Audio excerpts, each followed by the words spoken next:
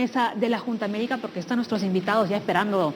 Desde muy tempranito están aquí, antes que nosotros han llegado. Sí, es más temprano, así que vamos a ver, yo voy avanzando. Anda avanzando mientras que yo también ya tomo posición. ¿Se me puede subir un puntito más que no le escucho a mi productora, por favor? A ver, vamos a conocer a nuestros médicos que han llegado ya a la Junta Médica. Está la doctora Margarita Funk, gastroenteróloga del Hospital 2 de Mayo, y también el doctor Humberto Liu, oncólogo gastroenterólogo del Instituto Nacional de Enfermedades Neoplásicas. Oye, ¿qué tales apellidos? Sí, bueno. Voy a sumar el mío, que también es Achín. Estamos por ahí. También. La productora Lee. También, ¿no? Ajá. Doctores, muy buenos días. Hablemos del cáncer de colon y el cáncer de estómago. Empezamos por el estómago, comenzaremos. Por estómago. A ver. Vamos por partes, los que estamos arriba, luego vamos bajando. Empecemos por los síntomas. Entonces... Antes de los síntomas, ponemos en contexto. Correcto. ¿Les parece? A ver, vamos con el dato número 1. Ahí está. El cáncer de estómago y el cáncer de colon se relacionan con varios factores de riesgo, como la alimentación, edad y predisposición genética. En ambos casos es difícil diagnosticar la enfermedad en su etapa inicial, pues pocas veces presenta, ahí sí doctor, síntomas o signos aparentes, ¿no? Como suele pasar con varias enfermedades, ¿no? Que los síntomas no aparecen hasta que esto ya está avanzado. Cuando hablamos de cáncer de estómago, sucede algo parecido. Exacto. Tratamos actualmente de cambiar el paradigma. El paradigma implicaba antes, yo me siento muy enfermo y me voy al médico. Y eso pasa el concepto de cáncer, el miedo de tener una enfermedad incurable, porque llegabas en muy malas condiciones. El paradigma actual es, ya no voy al médico cuando estoy enfermo, yo voy para seguir sintiéndome bien. En ese contexto encajan las medidas de prevención primaria y secundaria, y en el peor de los casos encontramos lesiones oncológicas en etapas muy tempranas, tanto de cáncer de estómago y cáncer de colon, que pueden ser tratadas rápidamente a título curativo. Es decir, el paciente se cura del cáncer. Ahora, ese es un buen pronóstico, ¿no? Es un excelente porque generalmente pronóstico. Los doctores se cuidan mucho, ¿no? En decir la palabra curación, la cura definitiva.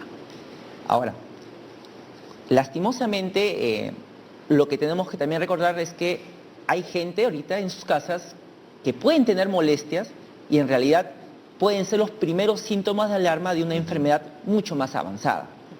Y estos síntomas, por ejemplo, en estómago, generalmente están relacionados a llenura precoz. Es decir, antes podía comer un plato y ahora con 3, 4, 5 cucharadas me lleno muy rápido.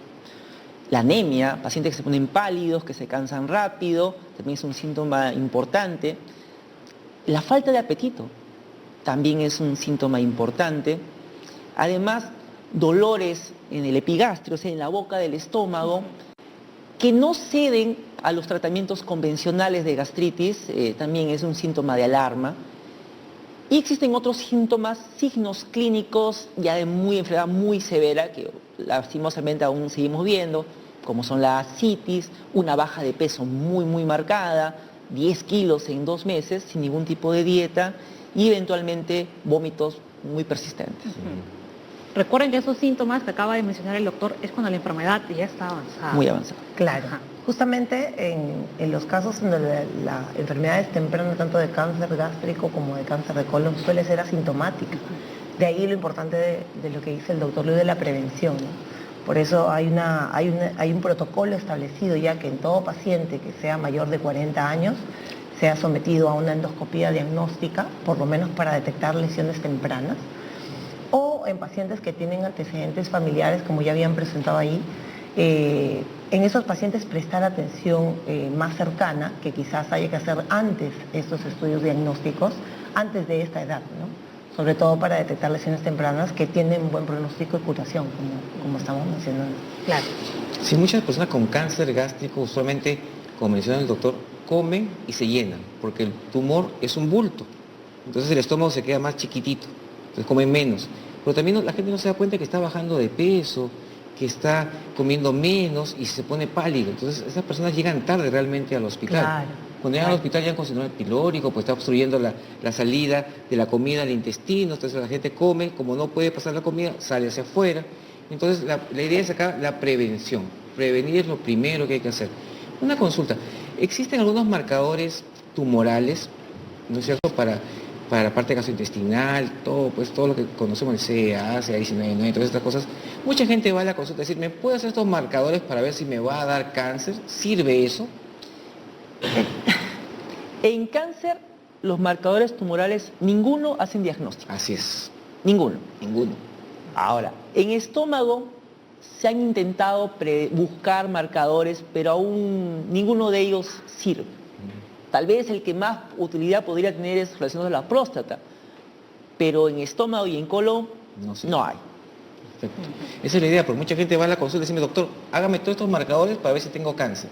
Realmente no funciona, no sirve eso. Claro, más que nada los marcadores tumorales sirven cuando la enfermedad ya está establecida para hacer un seguimiento, Claro. ¿no?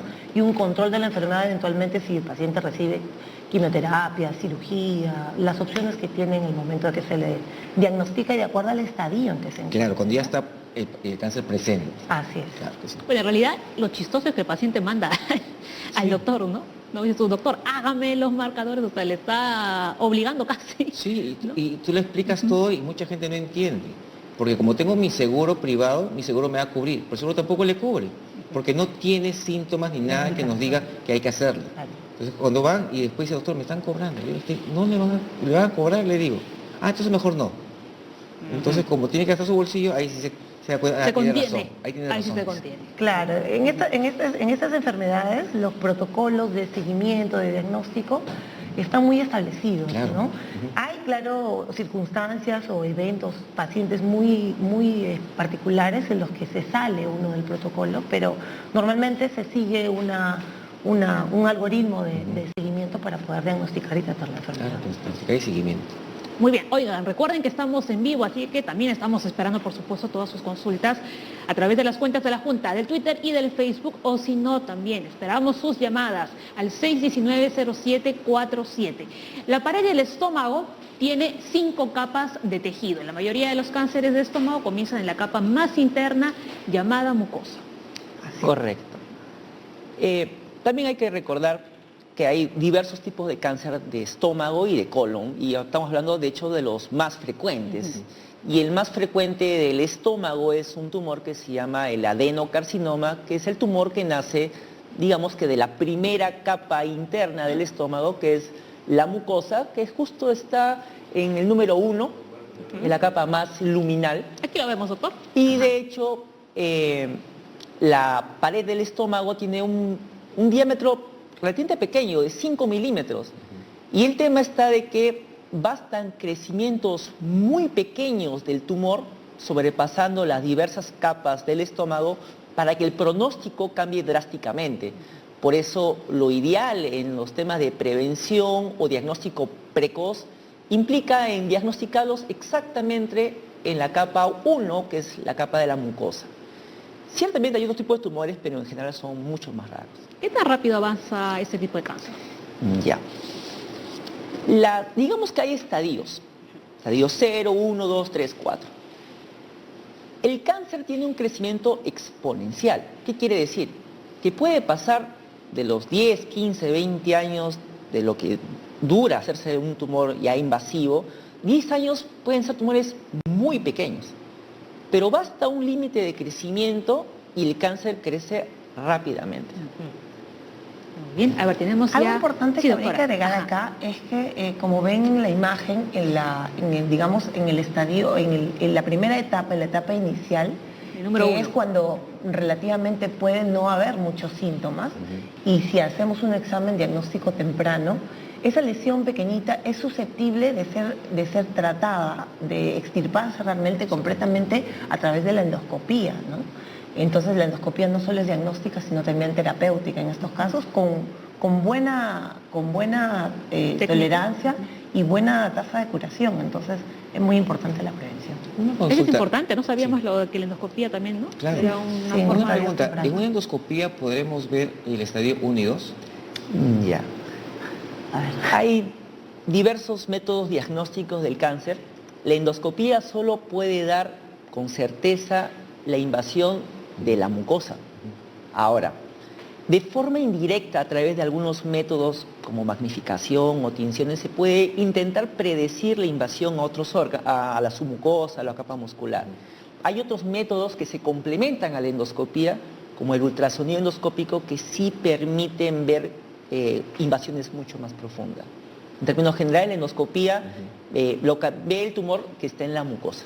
Claro que está un poco más perfecto. Muy bien, ahora sí vamos con la consulta, ¿no?, que nos ha llegado. Carlos dice, sufrí de úlcera gástrica. ¿Tengo más predisposición de desarrollar cáncer de estómago? Ya. Bueno, en esos casos habría que determinar cuál es la causa de esta úlcera gástrica. No toda úlcera gástrica se va a traducir en un cáncer futuro o es un cáncer en ese momento, ¿no? Lo que sí está muy fuertemente asociada la úlcera gástrica a la presencia de Helicobacter pylori, que es una bacteria que sí en ciertos casos predispone al cáncer gástrico, ¿no? Como decía el doctor Liu, hay los tipos más comunes de cáncer, el más común es el adenocarcinoma y hay otros del tipo linfoma, por ejemplo, donde tiene mucho que ver esta bacteria, entonces de ahí la importancia de erradicarla, ¿no? Lo importante de la respuesta a esa pregunta sería determinar cuál fue la causa de la úlcera, ¿no? La causa de la úlcera pueden ser múltiples, desde el Helicobacter hasta el consumo prolongado por mucho tiempo de antiinflamatorios, de medicamentos por automedicación, etc. Ok. Doctora, ¿y la persona que tiene Helicobacter pylori y hace una úlcera, cuando se cura, se queda en cero? O sea, voy yo, como tengo mi úlcera, a pesar que me la curen, ¿voy a seguir avanzando a cáncer? No necesariamente, de ahí la importancia de verificar si ha sido curado el Helicobacter y hacerle seguimiento a ese paciente. No es que la úlcera ya se pueda haber curado y que ya el paciente no va a venir a control. Claro, Lo entonces, importante por lo tanto, es tiene que controlarse. Así es. Perfecto. Luis Alonso nos dice, ¿el consumo de ají es factor predisponente para el desarrollo de gastritis? ¿Puede esto convertirse en cáncer de estómago? Ajá, a ver. Bueno, hay Son diversos taquiceros en tipos Perú. de ají y bueno. El asunto está que el cáncer gástrico es el resultado final de una inflamación crónica, o sea, de muchos años, y eventualmente genera condiciones predisponentes, lesiones predisponentes, y eventualmente eso degenera en cáncer. O sea, por comer un día ceviche y ponerle mucho ají no va a pasar nada. El estómago tiene una capacidad de recuperación increíble, en 48 horas cierra úlceras. Entonces, no necesariamente el consumo de ají puntual es malo.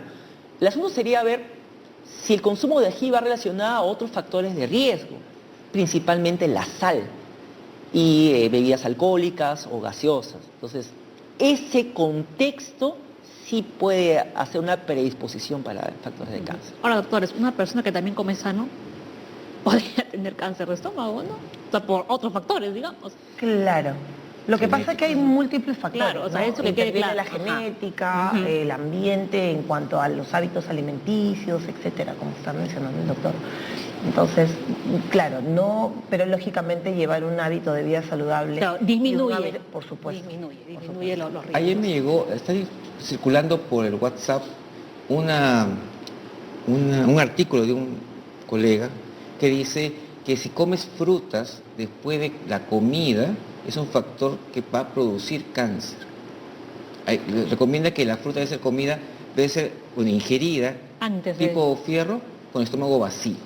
¿Tiene alguna relación esto? Luego les enseño en el corte este artículo que me llegó y dije, ¿qué? Artículo. Sí, Bueno, no, raro. hay temas relacionados a cuál es el mejor momento ideal en la absorción de vitaminas. Por ejemplo, el fierro con los jugos de naranja, que es lo más típico que se da. Pero en cáncer gástrico lo fundamental es dividir en los factores que dan cáncer y los factores que protegen cáncer. Y en cáncer gástrico, al momento, los estudios científicos han demostrado que solamente hay 2 o 3 factores que protegen el cáncer: consumo de cereales y frutas. Entonces, más que el momento de la fruta, es la adecuada ingesta de frutas como medida protectora. Claro. Y en general lo que vemos en los pacientes es que el consumo de frutas diarios es muy bajo, a pesar de ser un país privilegiado en este aspecto.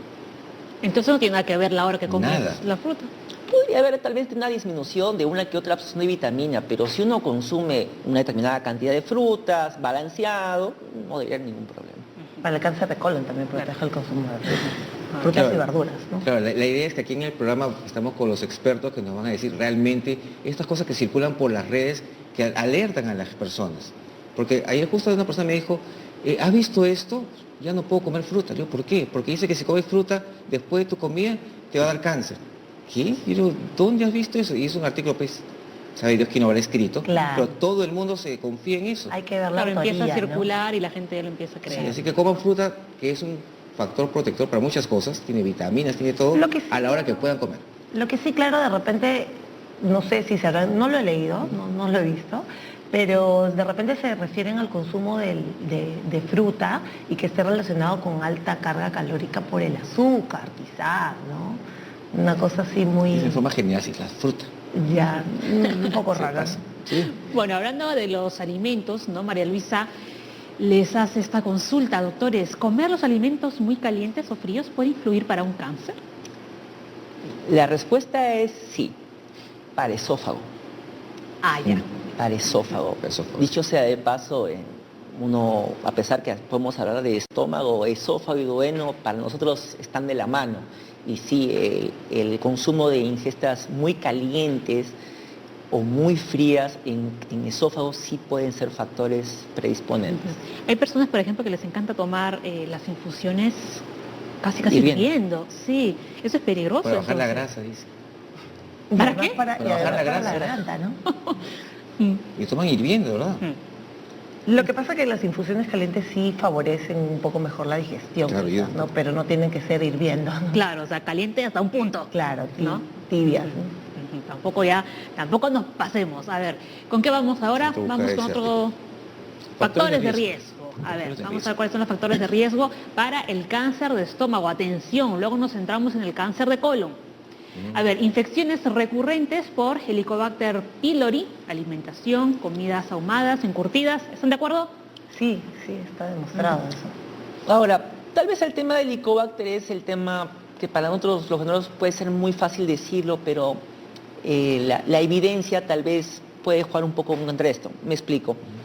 Si uno asume, por ejemplo, que el Helicobacter es un factor de riesgo, uno podría decir, bueno, hago una campaña nacional de erradicación del Helicobacter pylori y con eso espero disminuir el riesgo de cáncer. Y eso, la verdad, se han hecho estudios muy grandes a nivel mundial para ver si es una medida. Y hay que reconocer que el Helicobacter pylori por sí solo no es un factor de riesgo. Hay diversos tipos de Helicobacter y hay algunos cepas de Helicobacter que son más riesgosas que otras. Por lo tanto, en realidad, estos mismos estudios han demostrado que la mejora en la prevención de cáncer, matando indiscriminadamente el bicho, es muy mínima. Entonces, inclusive los estudios a niveles internacionales, como la guía de Kioto, que es justamente el Helicobacter, hablan de que debe ser un tema individualizado, basado en la población y en su contexto. Y eso creo que debe ser tocado con pinzas por un especialista. Ahora es cierto que casi la gran mayoría de peruanos tiene esta bacteria, pero que está dormida. Sí, en muchos casos, incluso pacientes asintomáticos que se les hace una endoscopía de rutina por prevención o por otros motivos, a pesar de que no tienen síntomas, sí se les encuentra el Helicobacter, ¿no? Pero como bien dijo el doctor, felizmente en el Perú todavía tenemos una cepa que aún no es tan resistente al tratamiento de primera línea, ¿no? Y relativamente nos va bien con el tratamiento de primera capa, digamos, ¿no? Entonces eso es favorable para la prevención. Muy bien. Ahora, Digamos, un sí, doctor. punto importante es Ajá. justo puesto infecciones recurrentes. Sí. Y ahí el término recurrente es un punto especial. Porque en el Perú el problema no es si yo tengo y lo puedo tratar.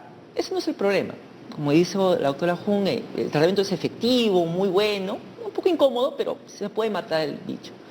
El problema radica en el que en el Perú, justamente por el tema de las medidas sanitarias que nos están trayendo problemas, existe la recurrencia de la bacteria. Entonces, y se ha visto en estudios peruanos que a los 2 años, 70% de los pacientes que sufren para tratar esto recurren. Entonces, la medida fundamental es básicamente higiene. que es lo que siempre decimos, y usualmente el Helicobacter pylori lo vamos a adquirir por la comida, pues, Así es. por la comida que está contaminada. Entonces hay que comer en lugares que dé buena higiene, que es para cualquier enfermedad, no solamente para para todas. La gente piensa que a veces una recomendación para una cosa específica es algo que normalmente tenemos que hacer para evitar Claro, enfermedades. a diario, ¿no? A diario. Bueno, continuamos con los factores de riesgo. El tabaquismo también está incluido. Sí. Algunos factores de riesgo, atención, ser mayor de 50 años, tener sangre tipo A y, bueno, ¿no? Antecedentes familiares. Si tenemos un papá o un hermano que ha tenido cáncer gástrico, también aquí ahora debo comenzar con mis endoscopías. Ya. Como dijo Paola, de los cánceres gástricos, y en general la mayoría de cánceres, generalmente el 90% son cánceres esporádicos, simplemente medio mala suerte. Pero existe un 10% que se puede atribuir a problemas genéticos, o sea, herencia. Y generalmente en estómago y en colon, uno más o menos sospecha que es herencia cuando el cáncer es menos de los 50 años. Entonces, si yo tengo un familiar que ha tenido cáncer de estómago antes de los 50 años o cáncer de colon antes de los 50 años, ese sí es un factor de riesgo importante. Pero si tenía un familiar, padre, madre, tío, que ha tenido un cáncer entre los 70, 80 años, juega un papel menor, pero sí juega cierto papel. ¿Por qué? Porque generalmente las familias tienen factores de riesgo similares, comen similar, tienen las mismas malas costumbres y también eso habla de eso. Pero generalmente el factor de este familiar es cuando tenemos familiares que han presentado cáncer de estómago o de colon menos de los 50 años. Doctora. Justamente ver, como dice el doctor, a qué edad le dio a mi familiar. Si le dio a los 28, 25 años, más tempranamente tendría que hacerse la endoscopía preventiva, ¿no? De preferencia 10 años antes de cuando mi familiar se le presentó el cáncer. Muy bien, ya lo saben. A ver, dejamos ya el cáncer de estómago y nos vamos al cáncer de colon. Seguimos bajando. Seguimos bajando. A ver, ¿algunos síntomas? No. Vamos con esto. La mayoría de los cánceres colorectales comienza con el crecimiento de tejido adicional, pólipos, en el revestimiento interno del colon o del recto. Cualquier persona puede tener pólipos en el colon y no todos se convierten en cáncer. A ver, por favor, expliquemos esto bien. Claro, al igual que en el estómago, el colon también tiene un revestimiento interno, el epitelio, ¿no? Donde ahí pueden crecer primariamente lesiones, pólipos, que son algo así como un lunar de carne que han visto en las personas que les sale en la piel, muy parecido, ¿no? Que inician, qué sé yo, de diferentes tamaños, ¿no? Puede ser desde el tamaño de una pepita de ají o quizás más pequeños, y que eventualmente, dependiendo del tipo de tejido que se desarrolle, pueden convertirse en cáncer, pero efectivamente no todos los pólipos que se encuentren se van a convertir en cáncer, ¿no? Hay de varios tipos y justo del tipo adenomatoso es el que tiene riesgo para convertirse en cáncer. No obstante, no todo pólipo adenomatoso es potencialmente cáncer tampoco, sino que hay varios tipos de tejido polipósico que habría que estudiar en anatomía patológica en el microscopio para evidenciar si este tiene una potencialidad maligna. En todo caso, nosotros los gastroenterólogos tenemos como premisa que pólipo encontrado, pólipo extraído, ¿no? Porque no vamos a estar a la expectativa de qué tipo de pólipo se trata, ¿no? Al igual que en el cáncer de estómago también hay cierta predisposición genética y hay unas entidades clínicas muy específicas donde hay poliposis familiar, vale decir, si tengo un hermano o un pariente de primer grado que ha tenido pólipos, o muchos pólipos en el colon, poliposis familiar, entonces hay cierta predisposición al cáncer también. Pero efectivamente no todos los pólipos son malignos, digamos. Claro. Doctor. Complementando lo que dice la doctora Jun, la potencia de hacer una colonoscopía de despistaje a un paciente, cuando uno reseca el pólipo, le quita el riesgo de hacer cáncer. O sea, y esa disminución es significativa, más del 20%. Entonces, si bien es cierto, los pólipos, uno puede tener pólipos y depende mucho del tipo, creo que lo fundamental que debe llevar el televidente es que chequeo, sacar todos los pólipos que sean posibles y mantenerse con medidas de prevención primaria. Perfecto. Algunos síntomas, vamos a ver cambio en los hábitos de evacuación.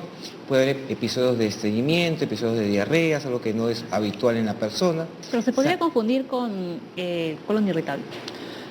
Sí. Sí, sí. Quizás en ese caso, claro, para diagnosticar intestino irritable, es otra entidad clínica que justamente es diagnosticada estando seguros de que no haya otra entidad orgánica que esté explicando los síntomas del paciente, ¿no?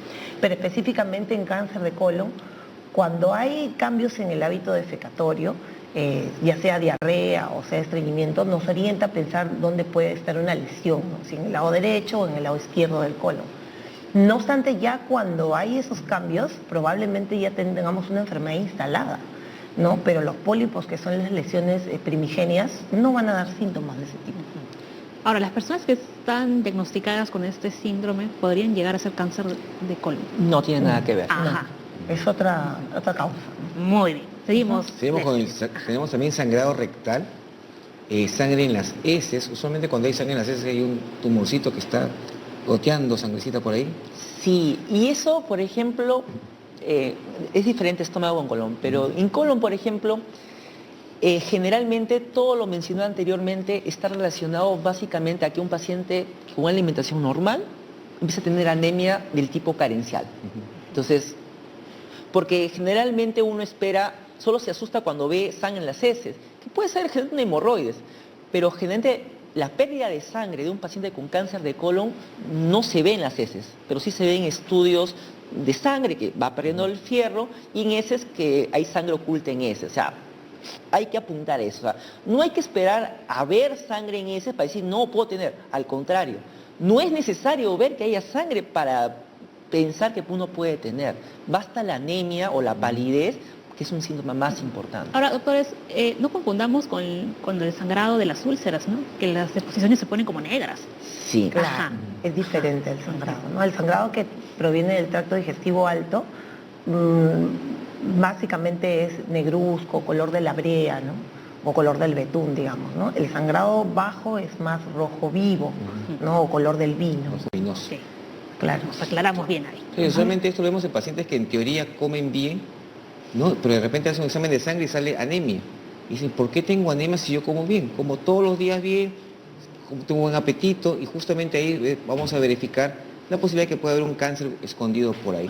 Correcto. A ver, Gustavo en el Twitter nos dice, ¿qué examen debo solicitar para descartar cáncer de estómago y colon? Mi padre falleció de cáncer de estómago, tengo 45 años. Ya, esa es una excelente pregunta, sobre todo en estómago y en colon. Hay dos puntos separados. En estómago, al momento, no existe un examen de sangre, como ya conversamos, que pueda dar diagnóstico de cáncer. Existen exámenes de sangre que pueden más o menos darnos una idea de qué tanta inflamación crónica tiene este estómago. Por ejemplo, el pepsinógeno, que es un examen de sangre que ayuda más o menos a decirnos qué tan atrófico o viejo está ese estómago, y de alguna forma estos pacientes tienen más riesgo. Pero hoy por hoy la endoscopía alta es el gold estándar. O sea, la mejor prueba para hacer el diagnóstico temprano y tardío del cáncer. ¿De acuerdo, doctora? Sí, y en cuanto al cáncer de colon, no necesariamente una colonoscopía quizás, sino también, como dijo el doctor Liu, un examen de TB, ¿no? Para detectar sangre oculta en heces que nos pueda estar alertando de alguna lesión primaria, ¿no? Y si es que saliera positivo, hacer la colonoscopía correspondiente. Pero quizás ahí faltaría un dato de preguntar a qué edad falleció su padre o a qué edad se le presentó el cáncer, ¿no? Porque 45 años, digamos que es una edad joven todavía, adulto joven, entonces habría que ver el padre cuándo falleció o cuándo se le presentó el cáncer al papá, ¿no? ¿Y qué tipo de cáncer fue? Bueno. Ahora, aquí hay algo importante que hay que recalcar, que un paciente que, digamos, no tiene ningún síntoma, es sano, entre comillas, no va a hacerse una endoscopía así nomás. No debería. Debería. Debería. ¿No? Sí. Porque decimos, no, la endoscopía, Deberíamos. cuando ya tenemos algo en el estómago que no sabemos qué es lo que es, no salga y recién acudimos, ¿no? Pero en realidad sí deberíamos ir una vez al año, doctor.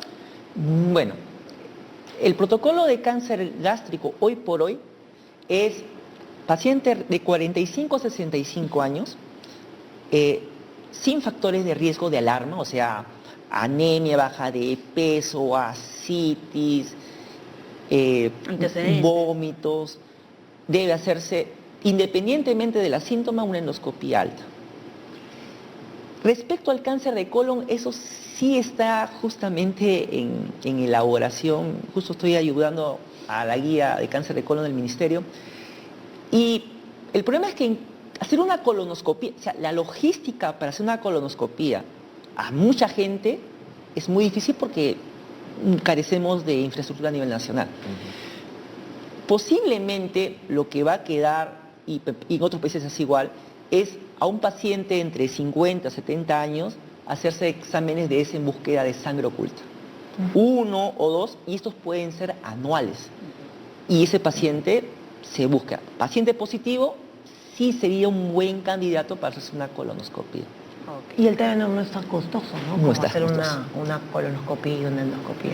En países asiáticos, como por ejemplo Japón, Corea, se hace de rutina el examen de endoscopía y ellos ya tienen otras técnicas, incluso que con radiografía logran diagnosticar úlceras. Es una cosa mucho más de prevención, ¿no? De prevención que todavía nosotros no hemos logrado.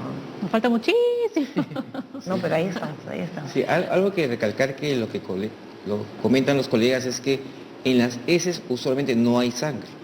Entonces la idea es, al paciente le decimos que no coma carnes rojas, nos mandan la muestra de heces y si encontramos sangre puede ser que algo esté sangrando en el intestino y por lo tanto requiera una intervención por el profesional especializado.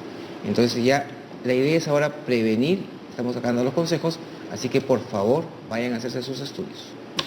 Muy bien, a ver, vamos a la pausa con esta pregunta. Iván tiene 49 años, llamó desde Independencia.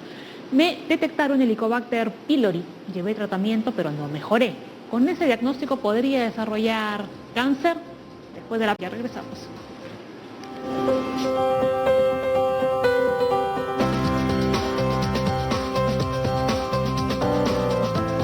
Completo. Eso es lo importante. Vamos a ver qué opinan, ¿no?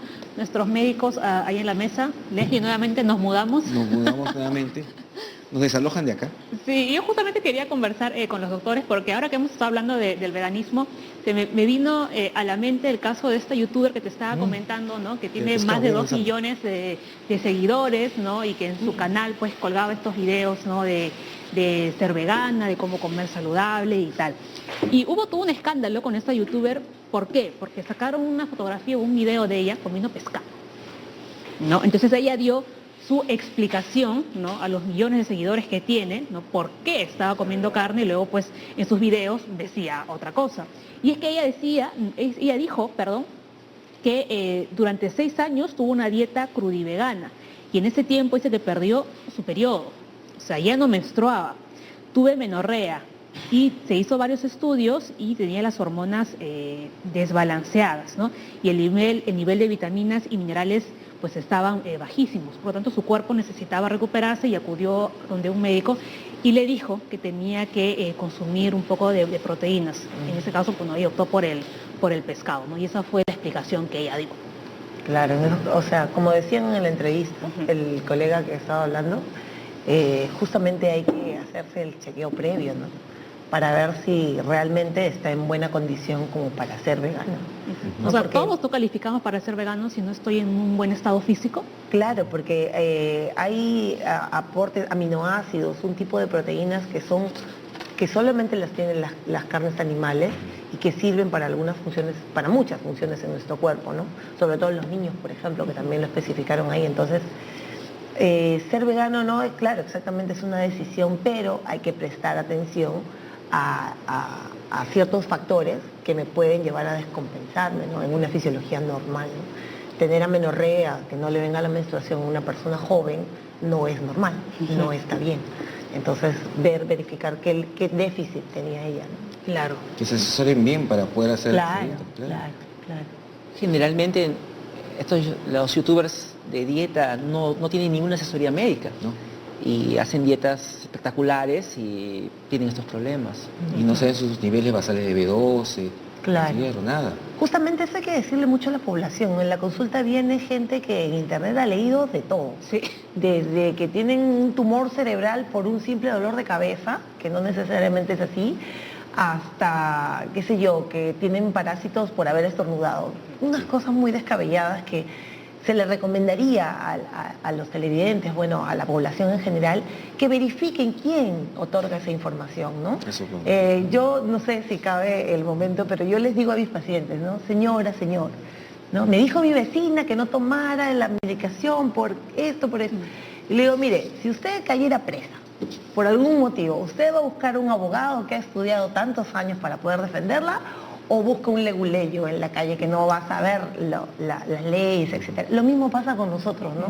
Nos hemos preparado, estamos en constante estudio para poder ayudar a los pacientes, ¿no? Y dar una información evidenciada, fidedigna, veraz, ¿no? Y eso es algo que todavía la gente no asimila, ¿no? Sí, acá lo que decimos siempre es que el doctor Google no sabe de medicina. No hay que revisar al doctor Google para nada. Para eso uno estudia todos los días, porque el médico nunca deja de estudiar porque aparecen cosas nuevas constantemente. Y es que me va a decir pues realmente qué es lo que tengo y por dónde tengo que ir. Y hablando de los veganos y los vegetarianos, ¿esto me protege o me afecta para el cáncer gástrico y colon que estamos hablando? Ya. Siempre una de las preguntas que nos hacen es, ¿existe la dieta para evitar el cáncer? Entonces, la respuesta es no, porque en estos foros no puede decir, no, hay que comer tomate y zanahoria, y la persona come tomate y zanahoria todos los días hasta que se pone amarillo. Y hay que recordar que existe, y todo nutricionista o centro médico puede dar, existe una pirámide nutricional. Y justo el veganismo encaja en algo en esto. ¿Por qué? Porque en la base de la pirámide están los cereales. Arroz, trigo, espagueti, encaja ahí, quinoa. Productos que el Perú tiene y de sobra en todas las regiones. Frutas y verduras están en el segundo escalón. O sea, en realidad una dieta saludable, o sea, no hay que pelearse con el vegano. Lo que hay que pelearse es que la persona en su plato, la mayor parte del porcentaje de ese plato sea entre cereales, vegetales y frutas. Ahora, carnes, en realidad es del vértice es lo penúltimo, o sea, es poquito. Entonces, ese poquito es lo recomendado para no tener estos problemas de vitaminosis. Entonces, cuando nosotros vamos a la población, le decimos, existe una dieta que tiene que seguir este patrón de la pirámide y tiene que ser adaptada a cada población. Porque una cosa es la población de la selva, otra cosa es la población de la sierra y otra cosa es la población de la costa. Y diferente el norte, el centro y el sur. Entonces, cuando uno hace recomendaciones nutricionales para prevenir el cáncer, hay que seguir esta pirámide, pero tiene que adaptarse a las preferencias y a los productos locales. Eso es un buen punto, doctor, ¿no? Porque a veces nos olvidamos de eso, ¿no? Y la gente piensa que comer carne roja es comer un churrascazo todos los días. Claro. Y eso no es cierto.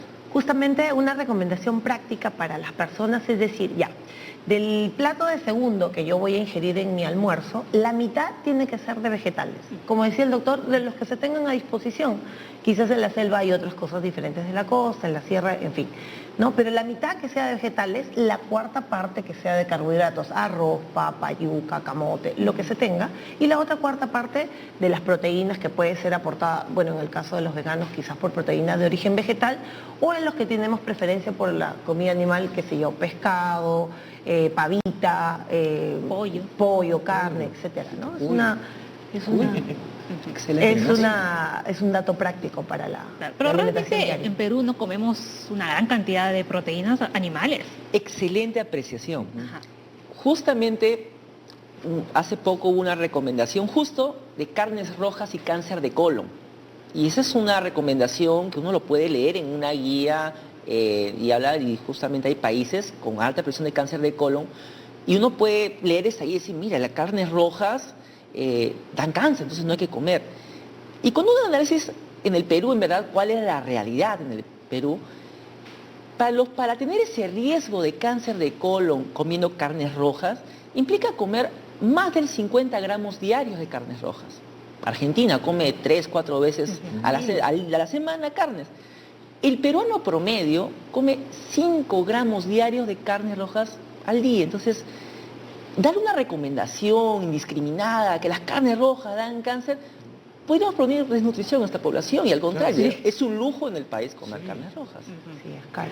Pero en realidad creo que hay un déficit del consumo de proteínas en general, ¿no? Porque si ustedes ven el plato del peruano promedio, ¿no? Así como pollo, pavita, es una porción chiquitita de lo que comen realmente Claro, de carne. justamente Ajá. esta distribución que O a veces decía, ni hay. ¿qué es lo que pasa, no? Ajá. La mitad de nuestro plato suele ser carbohidratos, acompañado por un trocito de papa y un trocito de carne o de pollo. Y harto juguito. Claro, ¿no? Y el aderezo para matizar. O un Y huevo, sopa. ya. O la ¿Y sopa. dónde está la verdura? ¿Dónde está los vegetales que sí se necesitan y que justamente requieren por lo menos el 50% de la ingesta de un almuerzo, por ejemplo, ¿no? Aparte de todos los beneficios que da de satisfacer el estómago para no comer tanto, la poca carga calórica, en fin, ¿no? Ya son otros temas, pero y que además sí se ha demostrado, ¿no?, que el consumo de vegetales previene el cáncer de estómago, el cáncer de colon, como estamos conversando. Yo cuando hice mis alumnos, por ejemplo, en un pueblo de la sierra, subía un bus por el pollo una vez por semana, no vendían carnes rojas por ninguna parte. Cuando matan un animal, avisan contigo para que la gente pueda comprar y asegurarse que va a matar su carnero, qué sé yo, para venderlo. O sea, el consumo es mínimo. Y es justamente una zona que básicamente es carbohidratos o alimentación. Así es, Sí. así es. Y eso tampoco es salud. No, tampoco. Claro. Tampoco es salud. A ver, vamos con las consultas. Iván, ¿no? Ya habíamos leído esta. A ver, me detectaron Helicobacter pylori, llevé tratamiento pero no mejoré. ¿Con ese diagnóstico podría desarrollar cáncer? ¿No mejoró con tratamiento? Eso es curioso, ¿no? Raro. Pues, Si asume que no ha muerto, que sigue saliendo positivo, Ajá. ahora, hay diversas formas de verificar, también incorrecta de verificar si ha muerto. Algo muy frecuente que pasa es que la gente se toma exámenes de sangre para hacerse diagnóstico y verificar que ha muerto. Y el examen de sangre ya no sirve para esos controles. Entonces, eso es una primera pregunta. La segunda pregunta es, ¿Y el de aliento? el aliento, ese es uno de los exámenes que serían los mejores para hacer ese seguimiento. Ahora, la pregunta esencial es si en verdad las molestias de un paciente se deben al Helicobacter pylori.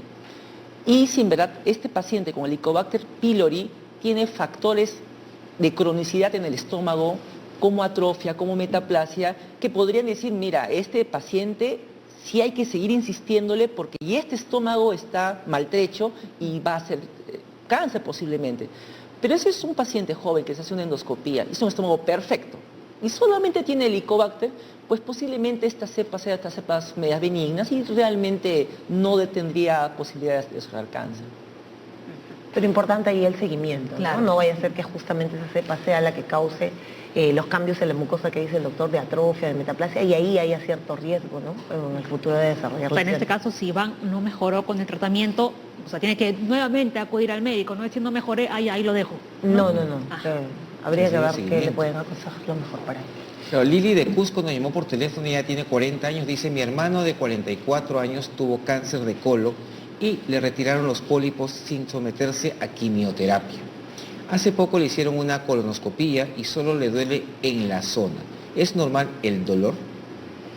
Ya, normalmente cuando un paciente tiene cáncer de colon, la cirugía tiene un enfoque curativo, ¿no?, de resecar toda la lesión, incluso se llevan hasta el tejido que visiblemente puede ser sano para que células que se puedan haber implantado se analicen si han invadido otros órganos, ¿no? Ahora, los pólipos que pueda haber tenido consecuentemente después de que me imagino en evaluaciones posteriores le han extirpado, no necesariamente requieren quimioterapia, porque la extirpación del colon en la misma colonoscopía es suficiente para la curación, ¿no?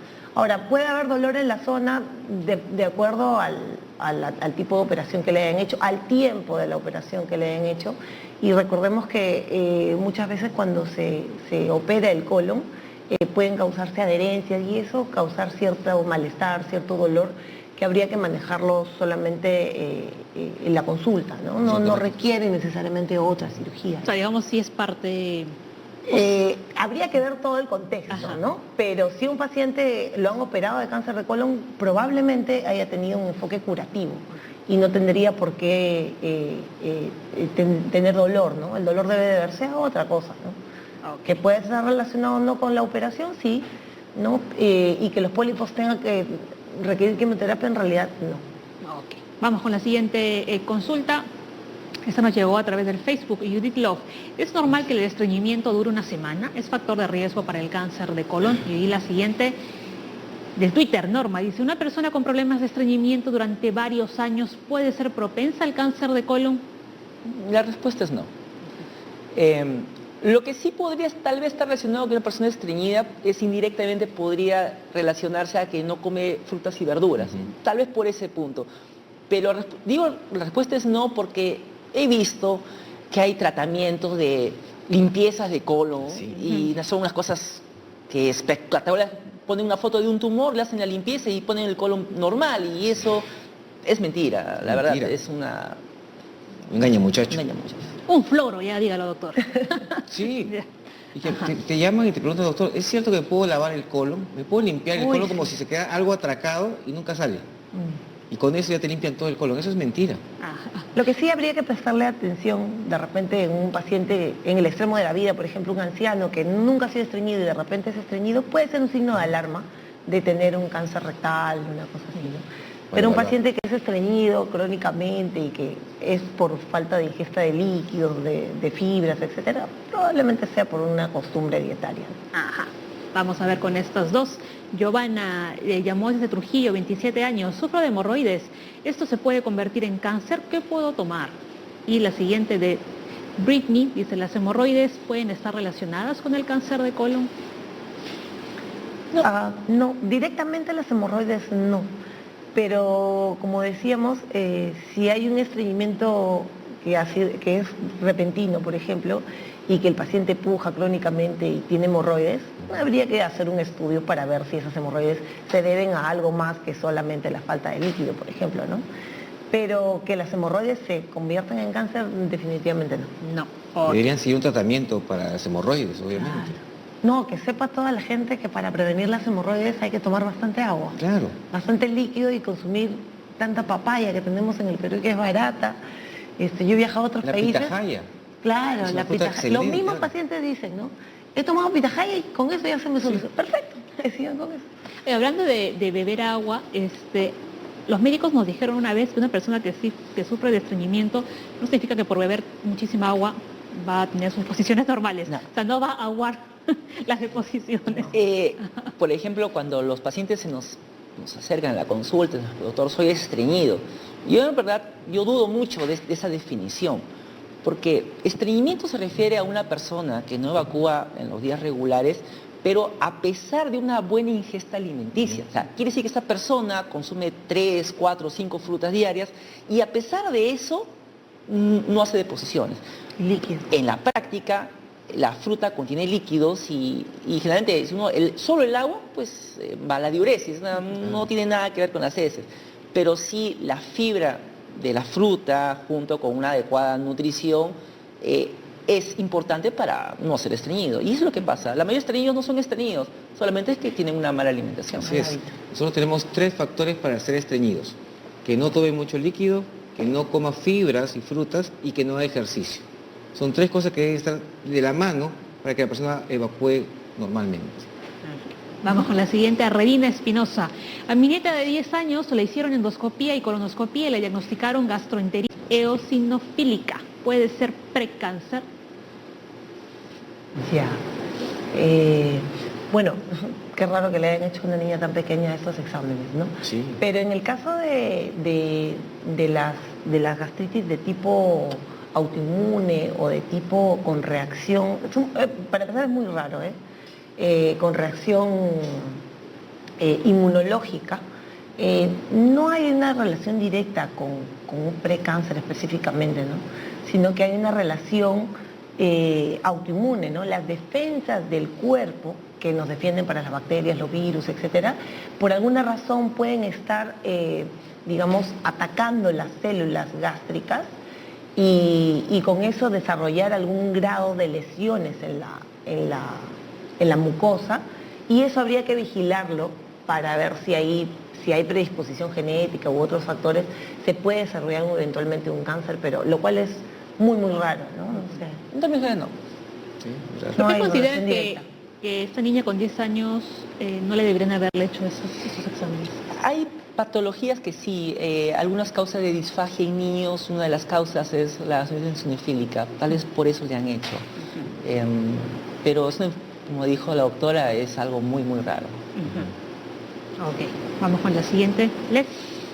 A ver, nos llamó Lisette, escribió en el Facebook, Lisette, perdón, ¿los laxantes producen cáncer de estómago o colon?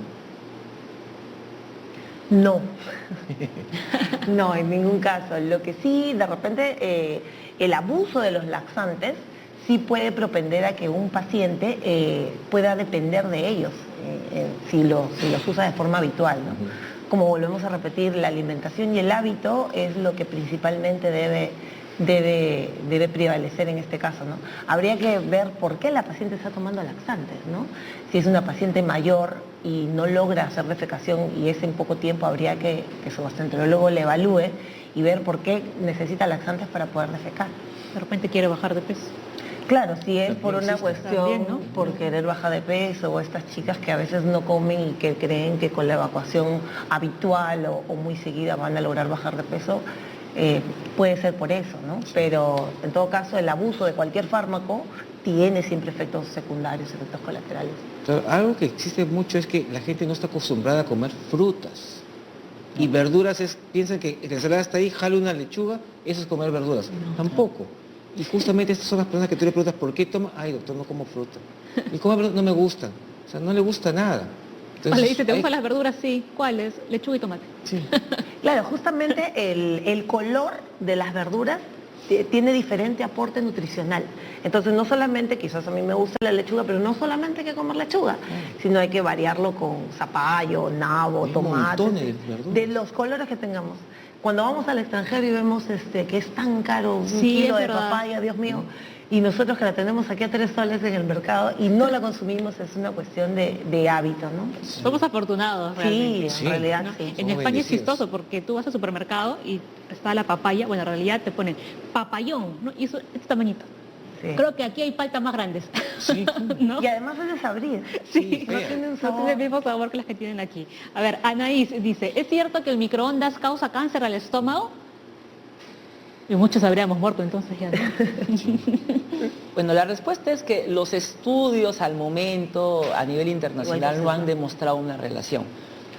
Pero también es cierto de que no debe ser saludable tener un estilo de vida que implique tener comida guardada y ponerla en microondas todos los días. Eso creo que no es lo adecuado, ¿no? Porque lo adecuado es guardar la comida, primero alguien cocine para 3-4 días, calentarla nuevamente en la olla, en el sartén.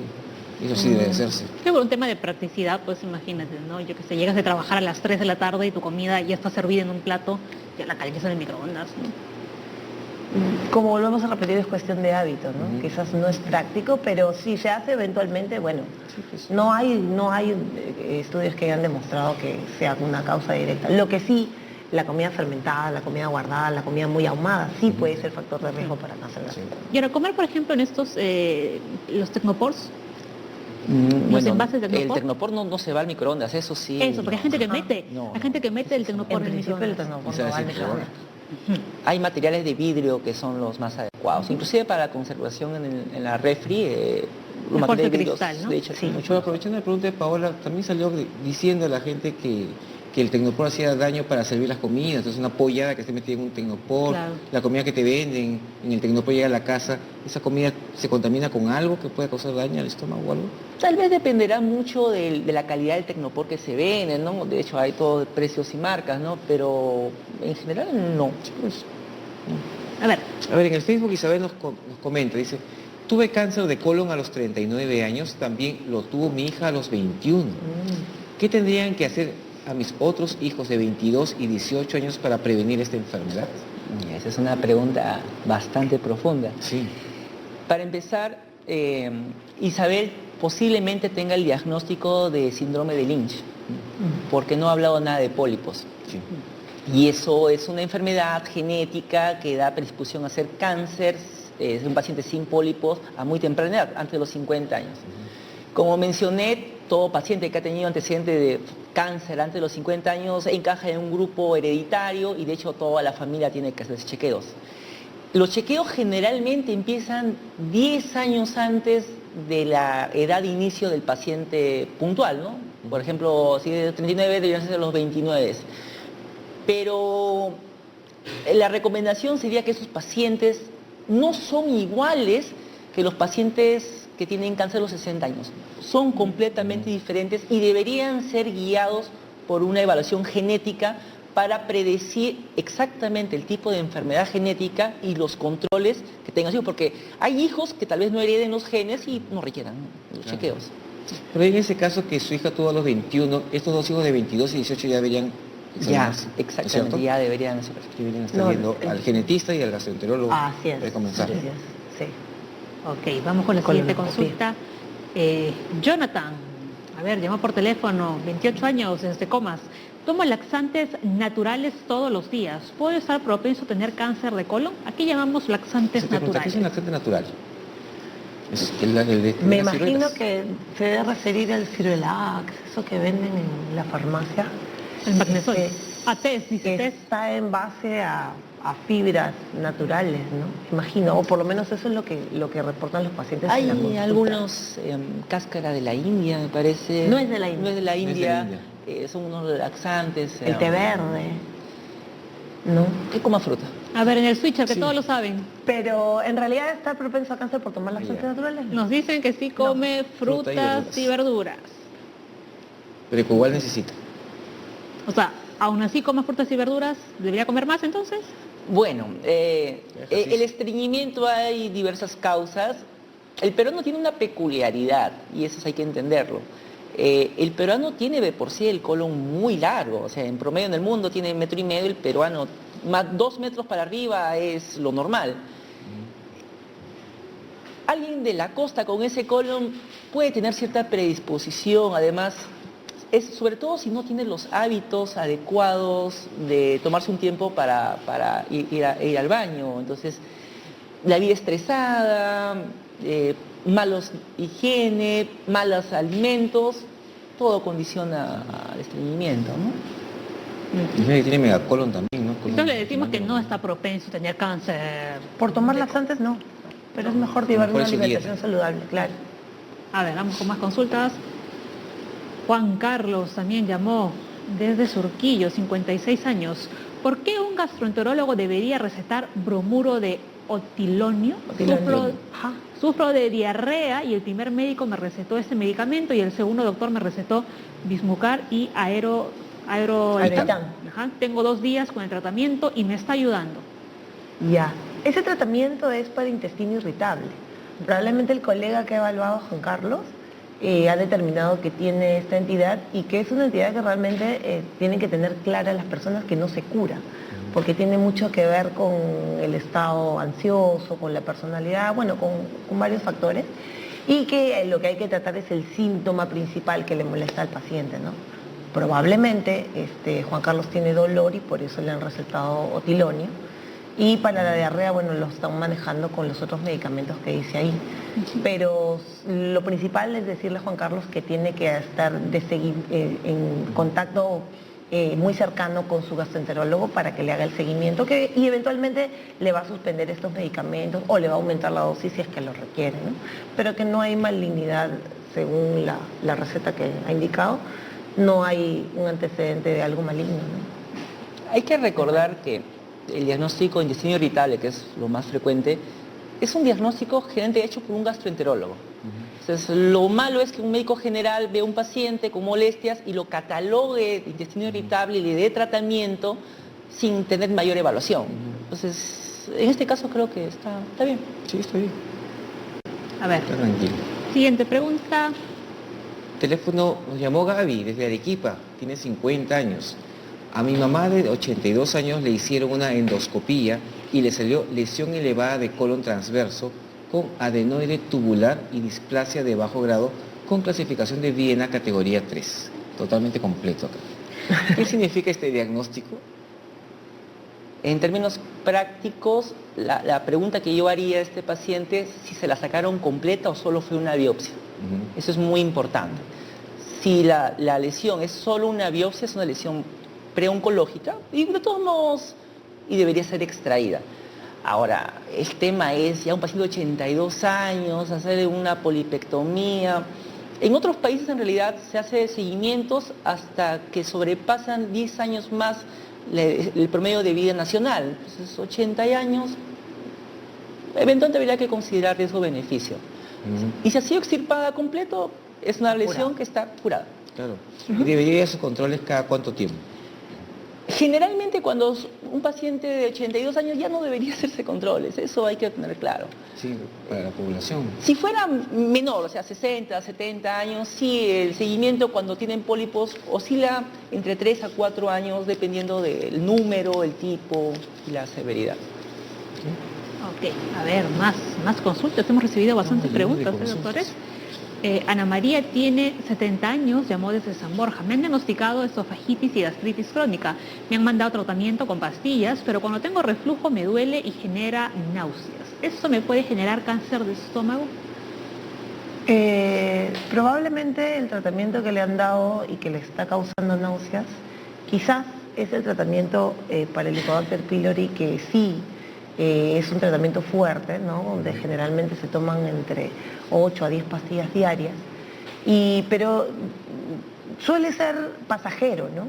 La recomendación sería que si tiene muchas náuseas o si vomita el tratamiento, consulte con el médico que se lo ha recetado, porque puede ser quizás alérgica a alguno de los componentes o tener una esofagitis de un grado importante y tener cierto grado de dificultad para deglutir. Entonces ver hasta qué punto lo va a poder tolerar o no el tratamiento. Pero que eso directamente le cause el cáncer de estómago, no. Habría que ver si en la endoscopía que le han tomado le han hecho algunos estudios al tejido extraído y hay algunos factores de riesgo en el tejido mismo, ¿no? Pero como decía el doctor Liu, en un paciente de avanzada edad, lo que normalmente se hace es tratar los síntomas, evaluarlo periódicamente y darle algunas recomendaciones. Sí, en el caso de esta paciente, por ejemplo, que tiene que tomar 3 tipos de medicaciones diferentes, le recomendaría la pregunta clásica: ¿antes de los alimentos, después de los alimentos o con los alimentos? Ya, hay ciertos medicamentos que tienen indicación previa a los alimentos y hay otros que se recomiendan efectivamente con el estómago llenito, para que lo puedan tolerar mejor, o entre comidas, incluso a veces se les recomienda para que no sienta estos efectos colaterales, digamos, en cuanto al sabor, a la tolerancia, ¿no? Pero específicamente los IBP, claro, los inhibidores de bomba, el omeprazol, todo eso que... ¿Eso puede ser durante la comida?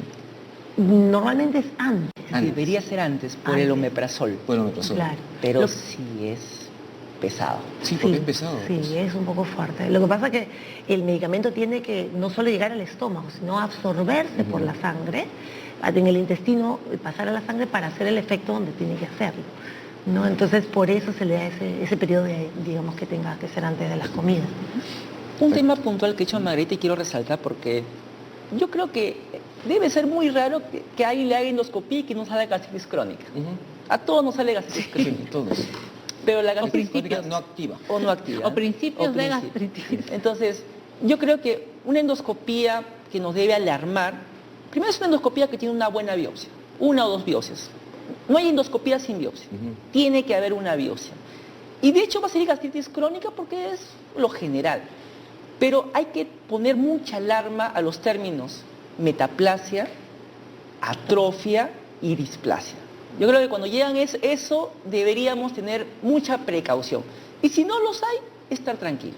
Porque inclusive en ella, si no tiene estas componentes, tal vez inclusive podría tener un tratamiento sintomático. Ahora, antes de terminar el programa, ¿las personas con reflujo tienen alguna predisposición a algún tipo de cáncer? ¿Esófago, por ejemplo? Sí, claro. Claro que sí. Recordemos que el esófago tiene una función de conducir el alimento que deglutimos, pero la mucosa no está preparada para contener el alimento. Entonces, cuando hay reflujo, el contenido gástrico va hacia el esófago y esta mucosa se altera y eventualmente con el paso del tiempo puede alterarse de tal forma que pueden ocurrir cambios celulares que pueden llevar al cáncer, pero cáncer de esófago. Claro, y esas personas que deberían hacer, acudir periódicamente, o sea, Sí. anualmente al doctor, si saben que tienen este reflujo. Sí. Claro, principalmente yo creo que tratarlo, ¿no? Verificar Así es, de qué ajá. grado es el reflujo, tratarlo. Y bueno, no hay que confundir con la regurgitación que a veces puede ser fisiológica, ¿no? Después de comer alguien puede tener un eructo o un chanchito con un poco de ácido y eso no es reflujo, ¿no? El reflujo tiene algunos criterios diagnósticos, hay que hacerlo con endoscopía, en fin.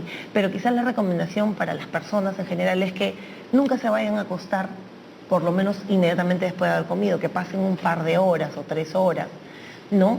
Que eviten alimentos que causen flatulencia, como, qué sé yo, masticar chicle, las bebidas gaseosas, ¿no? Y sobre todo no acostarse inmediatamente después de comer. Si aún así, con estas medidas de prevención no hay mejoría, entonces el gastroenterólogo tiene que echar mano de todos los elementos diagnósticos para ver que no vaya a ser un factor de riesgo para cáncer de esófago. Lo cual también es raro, ¿no? Claro. Pero sí hay que prevenir. Ahora, ¿es cierto que hay que elevar la cama un poquito? Hay diversos tipos de Ajá. reflujo. Hay reflujos muy severos en que sí, elevar la cama. Sí. Malo que una fastidia a la medida, ¿no? pareja también. ese problema. Sí. Los que tienen pareja. Aclarándola, doctora, por si Aclaración. acaso. Muy bien, 11:30 de la mañana, se nos acabó el lunes aquí ya en la Junta Médica. Doctores, muchísimas gracias por rápido. haber Gracias. estado en el programa. Rápido y 1:30, ¿eh? Sí, Sí. nos pasó. Cada vez Pero vamos a ir hemos podido alargando más. hemos podido aclarar mucho dudas de las personas porque realmente cuando pasa algo a nivel gástrico, de colon, el especialista es el gastroenterólogo que va a ver qué tiene y comienza a derivarlo a los especialistas como los oncólogos para hacer un tratamiento precoz y eso permite ayudar a la persona que no avance sus problemas. Gracias por su sintonía y por todas sus preguntas que nos llegan día a día. Hasta mañana. Feliz lunes. Hasta mañana. Chao.